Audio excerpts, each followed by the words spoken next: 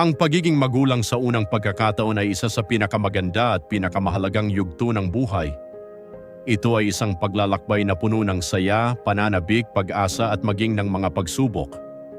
Mula sa unang tibok ng puso ng inyong sanggol hanggang sa unang pagkakataong mahawakan ninyo siya sa inyong mga bisig, magsisimula ang isang pag-ibig na walang katulad, isang pag-ibig na walang kondisyon, walang kapantay, at magtatagal habang buhay.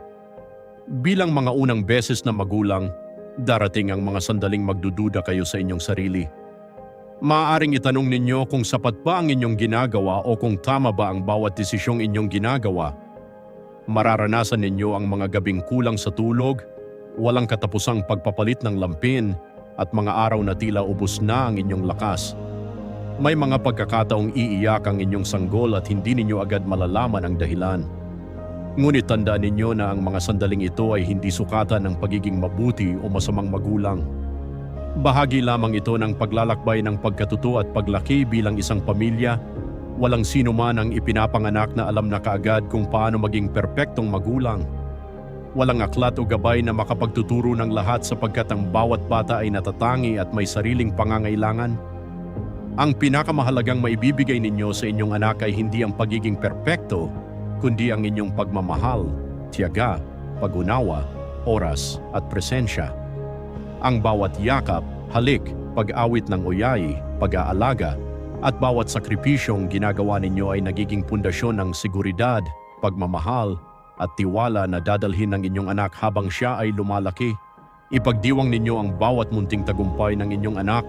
Ang kanyang unang ngiti, unang tawa, unang salita at unang hakbang ay mga alaalang hindi matutumbasan ng anumang kayamanan. Darating ang araw na lilingon kayo at mapapangiti sapagkat ang mga gabing tila walang katapusan ay magiging mga alaalang inyong mamahalin.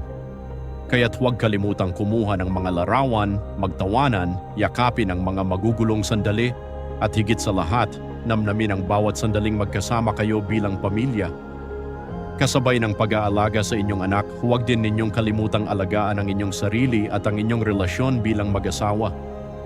Ang pagiging magulang ay isang paglalakbay na mas magaan kapag magkasama ninyong hinaharap ang bawat hamon. Suportahan ninyo ang isa't isa, magbigay ng lakas sa oras ng panghihina at ipaalala sa bawat isa na ginagawa ninyo ang lahat ng inyong makakaya. Hindi masamang humingi ng tulong kapag kinakailangan. Hindi rin kahinaan ang umamin na kayo ay napapagod.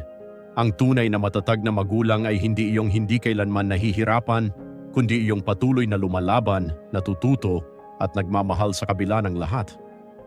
Hindi maaalala ng inyong anak kung gaano kalinis ang inyong bahay o kung naging perpekto ba ang lahat ng inyong ginawa. Ang mananatili sa kanyang puso ay ang init ng inyong yakap, ang lambing ng inyong boses, ang kapanatagang naramdaman niya sa inyong piling, at ang pagmamahal na ibinigay ninyo sa kanya araw-araw. Ang mga simpleng sandaling ito ang tunay na humuhubog sa kanyang pagkatao at magiging gabay niya habang siya'y lumalaki. Sa pagsisimula ninyo ng bagong kabanatang ito ng inyong buhay, magtiwala kayo sa inyong sarili at sa pagmamahal na nasa inyong puso. Hindi kailangan ang pagiging perpektong magulang upang mapalaki ang isang mabuting anak. Ang kailangan lamang ay isang pusong handang magmahal, magsakripisyo, matuto at hindi sumusuko. Ang bawat hamon na inyong haharapin ay magiging bahagi ng isang napakagandang kwento ng inyong pamilya. Sa lahat ng mga unang beses na magiging magulang, maligayang pagdating sa pinakamagandang paglalakbay ng inyong buhay. Naway mapuno ang inyong tahanan ng tawanan, pag-ibig, pag-asa at walang hanggang pagmamahalan. Pahalagahan ninyo ang bawat sandali sapagkat mabilis lumipas ang panahon. Darating ang araw na ang munting sanggol na minsang inyong kinarga ay lalaki at tatahakin ang sarili niyang landas. Ngunit ang pagmamahal, gabay at mga alaalang ibinigay ninyo sa kanya ay mananatili sa kanyang puso habang buhay. At sa huli, ang pinakamahalagang pamana na maiiwan ninyo ay hindi ang mga material na bagay, kundi ang pagmamahal na walang hanggan ng isang ina at ama.